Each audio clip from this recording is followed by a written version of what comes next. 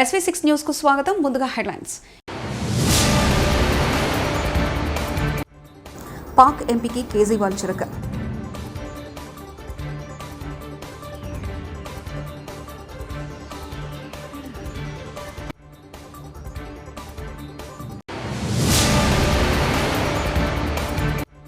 ఉమ్మడి రాజధాని గడువును పొడిగించవచ్చు లక్ష్మీనారాయణ.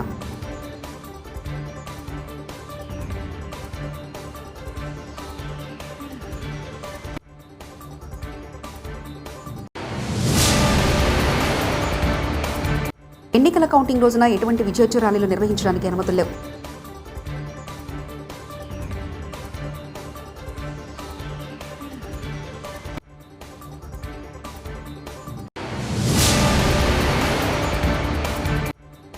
నటి హేమకు నోటీసులు.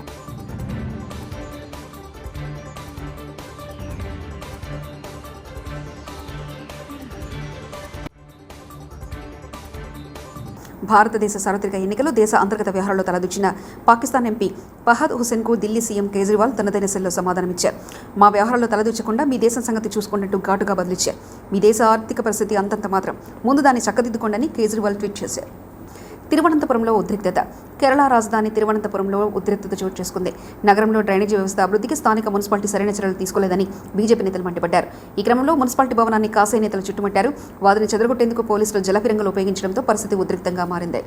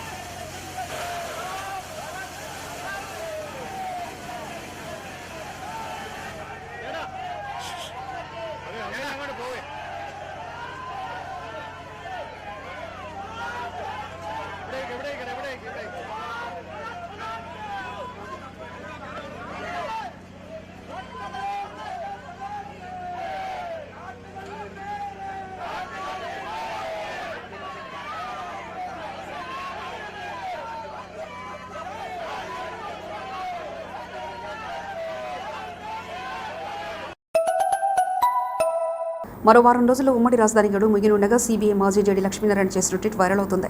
తెలంగాణ, ఆంధ్రప్రదేశ్ రాష్ట్రాలకు హైదరాబాద్ నగరం 10 ఏళ్లు ఉమ్మడి రాజధాని ఉంది. ప్రస్తుతం కాలమర్తి ముగిస్తుండగా ఏపీకి రాజధాని లేదు. ఈ క్రమంలో రాష్ట్రపతి హైదరాబాద్ను మరో 10 ఏళ్లు ఉమ్మడి రాజధానిగా ఉంచేలా ఆర్డినెన్స్ జారీ చేయడాన్ని పరిశీలిస్తారని ట్వీట్ చేశారు.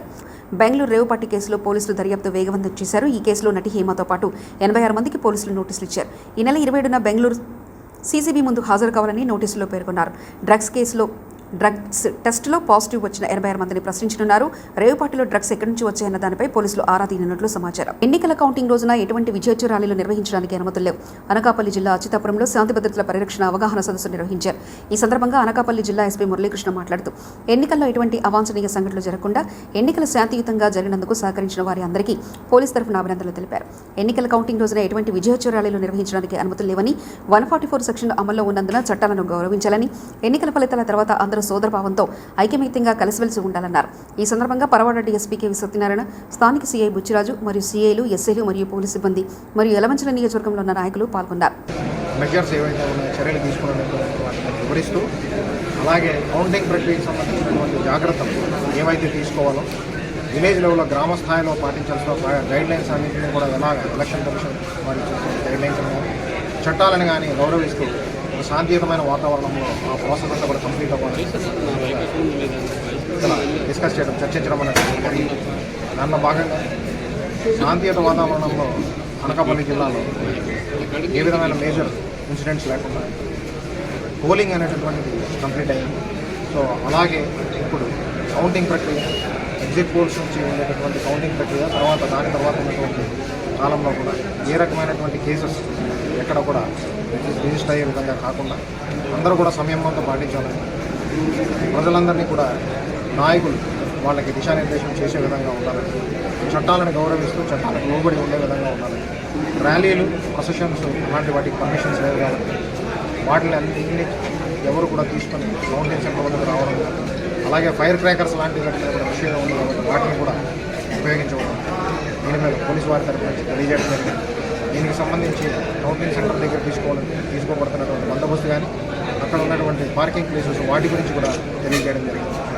సో పూర్తిగా శాంతియుతమైన వాతావరణంలో శాంతి భద్రతలను పరిరక్షించుకుంటూ కౌంటింగ్ ప్రక్రియని తదనంతరం కాలంలో ఉన్నటువంటి కాలాన్ని కూడా ఏ విధమైనటువంటి శాంతి భద్రతలకు విఘాతం లేకుండా పూర్తిగా శాంతియుతమైన వాతావరణంలో పూర్తి చేసే విధంగా అందరం మమేకమై పనిచేయాల్సినటువంటి అవసరం ఉందని తెలియపరుచుకుంటాం. ఏ రకమైనటువంటి ఇన్సిడెంట్ లేకుండా మనం ముందుకెళ్ళగలుగుతాం. సో దాన్ని మరొకసారి మనందరూ కూడా ప్రతిజ్ఞాబద్ధమై ఎక్కడ కూడా ఏ రకమైనటువంటి వైలెన్స్ లేకుండా చేసుకోవాలి. అలాగే ఈ ప్రక్రియ ఆఖరి ప్రక్రియ ఏదైతే ఉందో దాన్ని పూర్తిగా శాంతియుతమైన వాతావరణంలో మనం చేయడం అందరూ సహకరించాలి. నమ్మకం ఉంది. భారతదేశం ప్రపంచంలోనే అత్యంత ప్రజాస్వామ్య దేశంగా గర్వపడి చెప్పుకోవాల్సిన టైం మన 24. ఎందుకంటే ఎంత పెద్ద ఎత్తున జనాలు వచ్చి మొత్తం జమ్మూ కాశ్మీర్ దగ్గర నుండి 7 విడతల్లో ఎన్నికల్లో పార్టిసిపేట్ చేసి ఈ దేశాన్ని ప్రజాస్వామ్య శైలి నడిపిస్తున్న మీ అందరికీ మీ అందరికీ శుభాకాంక్షలు తెలియజేస్తూ నాకు అవకాశం ఇచ్చిన ఎస్పీ గారికి, డిఎస్పీ గారికి ధన్యవాదాలు తెలియజేస్తూ నాయకులని గ్రామ స్థాయిలో, మండల స్థాయిలో, జిల్లా స్థాయిలో ఈ యొక్క ఇన్ఫ్లుయెన్స్ డిఫరెంట్ లెవెల్స్లో ఉండేటటువంటి వాళ్ళు, అలాగే దశ నిర్దేశమైనటువంటి గ్రామ స్థాయికి చేయగలిగినటువంటి సామర్థ్యం పోలీసు వారి యొక్క ఆహ్వానం మన్నించి ఇక్కడికి వచ్చినందుకు మీ అందరికీ మరియు మా సహచర వేదిక మీద ఉన్నటువంటి మా సహచర పోలీసు వారందరికీ కూడా పేరు పేరున నమస్కారాలు తెలియజేస్తున్నాను. దుమ్ముగూడెం మండలంలో నందులు చిలక గ్రామానికి చెందిన ఇసుక ర్యాంపుకు డబ్ల్యూ రేగి వెళ్లి ఊరు వెనుక పడమర వైపు ఉన్న దళితులు ఊరు కానుకొని ఉన్న ఒక ప్రభుత్వ గుట్టను ఎటువంటి అనుమతులు లేకుండా రేగిపల్లి ఊరు ఆనుకొని గోదావరి రోడ్డు నుంచి కిలోమీటర్ వరకు గుట్టను తవ్వి కిలోమీటర్ వరకు రోడ్డు నిర్మించారు. ఎటువంటి అనుమతులు లేని ఈ గుట్ట కోరిని నిలుపుదల చేయాలని panchayat, mining, irrigation, revenue permission లేకుండా తవ్విన జేసీపీని ఎత్తుకెళ్లి లారీ టిప్పర్లను సీజ్ చేయాలని అధికారులని ప్రభుత్వాన్ని డిమాండ్ చేస్తున్నారు. సిపిఐ ఎంఎల్ వాసులైన దుమ్ముగూడెం మండల కార్యదర్శి సాయన్న డబ్ల్యూ రేగివెల్లి గ్రామానికి ఇన్ని సంవత్సరాల కాలంలో దుమ్ముగూడెం తహసీల్దార్ ఒక 10 టక్కుల ఇంటి ముందు నీరాకుండా పోసుకుంటామంటే పర్మిషన్ కావాలని అడిగి తహసీల్దార్ ప్రైవేట్ కాంట్రాక్టర్కి ఎలా ఇచ్చారని ప్రశ్నించారు. ఈ గ్రామానికి గ్రావిల్ అవసరం ఉంటే ఉపయోగించుకోవడానికి ఉండాలని, ఇప్పటికైనా గ్రామానికి అందుబాటులో ఉన్న గుట్ట గ్రావల్ని నడిగోదాట్లో పోయొద్దని, ప్రజలకు ఉపయోగించుకోవడానికి ఉంచాలని డిమాండ్ చేశారు. ఇట్లు సిపిఐ ఎంఎల్ వాసులైన దుమ్ముగూడెం మండల కార్యదర్శి సాయన్న.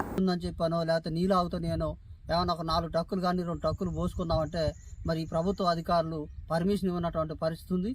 మరి ఈ దళిత గ్రామంలో ఉన్నటువంటి ఈ గుట్టన మొత్తాన్ని కూడా మరి ప్రైవేట్ కాంట్రాక్టర్లకి అమ్ముకున్నటువంటి వేనం మనం చూస్తూ ఉన్నాం. ఈరోజు ఇక్కడ మనం కోరి దగ్గరే ఉన్నాం. మరి ఇటువంటి పరిస్థితి మరి ఇది సరైనది కాదు. ఇది ఎందుకంటే ఇది ప్రభుత్వ భూమి అయినప్పుడు కూడా వీళ్ళు మరి పర్మిషన్ ఇవ్వటం అనేటటువంటిది సరైనది కాదు. మరి సిపిఎంఎల్ మాసులైన డివిజన్ కార్యదర్శి అయినటువంటి కొండాచారిను నిన్న ప్రభుత్వ అధికారులకి, తహసీల్దార్కి ఫోన్ చేస్తే మేము 2 టక్కులే తోలుకోమని చెప్పామని చెప్పేసి చెప్పడం జరిగింది. మరి 2 టక్కులు అన్నది 200 టక్కులు అయింది. ఇవాళ దానికి సమాధానం మరి దుమ్ముగూడెం తహసీల్దార్ గారు చెప్పాలని చెప్పేసి వెంటనే ఈ కోరిని ప్రజలకు ఉపయోగపడే విధంగా ఇక్కడ ఉన్నటువంటి దళిత కుటుంబాలకి వాళ్ళకి వాకిళ్ళ ఇంటికి సదును చేసుకోవడం కోసం ఉపయోగించాలి తప్ప ఇట్లా కార్పొరేట్ సంస్థలకి కట్టబెట్టొద్దని చెప్పేసి మేము సిపిఎంఎల్ మాసులైన పార్టీగా మేము డిమాండ్ చేస్తా ఉన్నాం. వెంటనే దీన్ని ఇక్కడ తవ్వకాలను ఆఫ్ చేసి వాళ్ళ మీద చర్యలు తీసుకోవాలని చెప్పేసి మరి మైనింగ్ వాళ్ళు పర్మిషన్ ఇవ్వకుండా మరి తహసీల్దార్ గారు మరి క్లియరెన్స్ లెటరు మరి నో అబ్జెక్షన్ లెటర్ ఇవ్వకుండా ఇక్కడ తీయటం అనేటటువంటిది సరైనది కాదు. తీస్తా ఉన్నప్పుడు కూడా మరి తహసీల్దార్ గారు మరి చోద్యం చూస్తూ ఉన్నాడంటే దానికి మరి అర్థం చాలా ఉంది.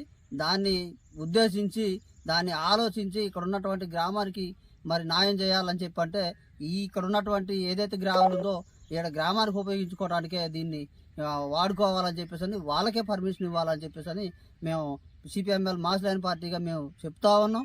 ఎందుకంటే ఇది మరి ప్రైవేట్ కాంట్రాక్టర్కి కట్టబెట్టడాన్ని మేము ఖండిస్తా ఉన్నాం.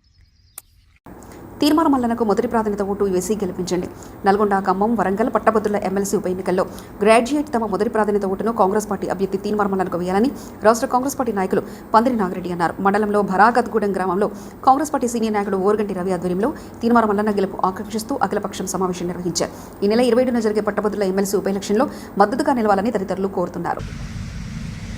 రెండవది బీఆర్ఎస్ కూడా దానికి తీసిపోయిందేం కాదు. ఇక్కడ గత 10 సంవత్సరాల నుండి అధికారంలో ఉంటూ గెలవచ్చి ఏదేదో మాట్లాడుతున్నారు. వాళ్ళకు మాట్లాడేటటువంటి అర్హత ఉన్నదా లేదనేది వాళ్ళే నిర్ణయించుకోవాలి. 10 సంవత్సరాల వాళ్ళ అధికారంలో వాళ్ళు ఇచ్చిన హామీలు, డబుల్ బెడ్రూమ్లు కావచ్చు, 3 ఎకరాల భూమి కావచ్చు, ఇంటికో ఉద్యోగం కావచ్చు, ప్రాజెక్టులు కావచ్చు, ఆ ప్రాజెక్టులలో ఇవాళ లక్షల కోట్ల రూపాయల అవినీతి కావచ్చు, వాళ్ళని ప్రశ్నించుకోవాలి. ప్రశ్నించుకోకపోగా చిల్లర మాటలు మాట్లాడే పరిస్థితికి దిగజారింది. మూడోది కాంగ్రెస్ పార్టీ, మన మిత్రుడు సిపిఐ నాయకులు ప్రభాకర్ గారు చెప్పినట్టుగా భద్రాద్రి కొత్తగూడెం జిల్లా మొలకలపల్లి మండల పుట్టతో గ్రామంలో ఉన్న ఆదివాసీ గిరిజనులు సాంప్రదాయబద్ధంగా అనేక సంవత్సరాల నుంచి వస్తున్న ఆచరణ కొనసాగిస్తూ భూమి పండుగను జరుపుకోవడం జరిగింది. ఈ పండుగ వ్యవసాయ సీజన్లో ప్రతి ఒక్క కుటుంబం బాగుండాలని, వ్యవసాయం చేస్తున్నటువంటి రైతులు అలాగే వారు వేసుకున్నటువంటి పంటలు సుభిక్షంగా ఉండాలని, ప్రతి ఒక్క రైతు అప్పుల పాలు కాకుండా లాభాలను ఆశించి ఎల్లకాలం ఉండాలని ఈ భూమి పండుగను జరుపుకుంటున్నారు. ఈ పండుగ జరుపుకున్న తరంలో ఆ దేవుని ఆశీస్సులు చల్లగా ఉండాలని, ఆ దేవుని దగ్గర ఉన్నటువంటి దేవుని ఆశీస్సులు ఇచ్చినటువంటి విత్తనాలు భూమిలో ఆ విత్తనాలతో కలిపి విత్తనాలు వేస్తారు అనేసి పుట్టతో గ్రామ పెద్దలు కోరుకుంటున్నారు. భూమి పండుగ అంటే ఈ యొక్క విత్తనం వేయటానికి, ఈ యొక్క పండుగ చేసినప్పుడు మేము ఒక పత్తి వేయటం కానీ, మొక్కజొన్న వేయటం కానీ ఆ యొక్క పంట గురించి ఈ యొక్క భూమి పండుగ చేయటం జరుగుతుంది. భూమి పండుగ అంటే ఆడవాళ్ళతోటి, మగవాళ్ళు, పిల్లలతోటి మగవాళ్ళని ఈ యొక్క పండగకి అడవికి తోలుతాం. అడవికి పంపించి ముత్యాలమ్మ తల్లి కొబ్బరికాయ కొట్టి వాళ్ళ బోనాలు, వీళ్ళ బోనాలు, తర్వాత గొడ్డల్లో, తర్వాత గుండేర్లు, తర్వాత ఇవన్నీ పట్టుకొని ఈ యొక్క మనుషుల్ని అడవికి తోలుతాం. అడవి కంటే వేటాడి ఒక అడవి జంతు అన్నది మా ఆచారం ప్రకారం ఏదో ఒకటి ఆదివాస గిరిజన సంఘం గురించి, ఆదివాస సంప్రదాయం గురించి అడవి జంతువు ఒకటి తెస్తే మా సంప్రదాయం ప్రకారం అడవి జంతువు తెచ్చాక మళ్ళా గుడి చుట్టూ తిరిగిపోయి ఒక ఊరి దగ్గర ఒక స్తంభం ఉంటుంది. ఆ స్తంభం దగ్గర మేము ఈ అడవికి తెచ్చిన జంతువులన్నీ ఆ యొక్క పందిరేస్తాం. అక్కడ ఆ పందిరి కాడ వేసి ఆ యొక్క స్తంభాన్ని పూజిస్తాం. పూజ చేసి ఆ యొక్క స్తంభం కాడ ఒక గోతి గుంట అన్నది తవ్వుతాం. తవ్వించి దాదాపు ఒక 2.5 అడుగుల లోతును తవ్వుతాం. 2.5 అడుగుల లోతును తవ్వి ఈ యొక్క అడవికి పోయిన తెచ్చిన సామాన్లు ఆ యొక్క పందిరి మీద పెడతాం. పందిరి మీద పెట్టి ఆచారం ప్రకారం ఒక నాటు పందిని తీసుకుంటాం. దాదాపు ఒక నాటు పంది దాదాపు 40-50 వేలు అయింది. ఆ 40-50 వేలు ఆ యొక్క పందిని అక్కడ పూజ చేసి ఊరు మొత్తం. పాక్ ఎంపీకి కేజ్రీవాల్ చురక.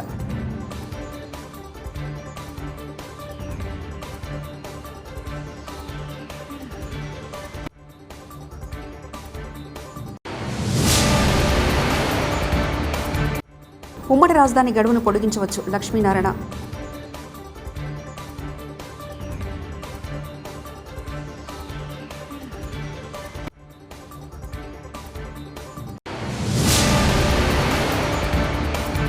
ఎన్నికల కౌంటింగ్ రోజున ఎటువంటి విజయోత్సవ ర్యాలీలు నిర్వహించడానికి అనుమతులు లేవు.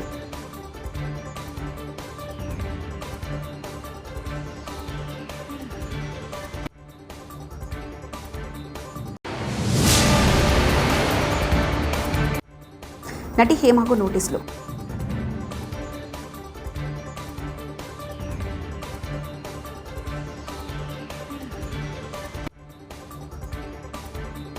ఇవి బులెటిన్ విశేషాలు. చూస్తూనే ఉండండి SV6 న్యూస్.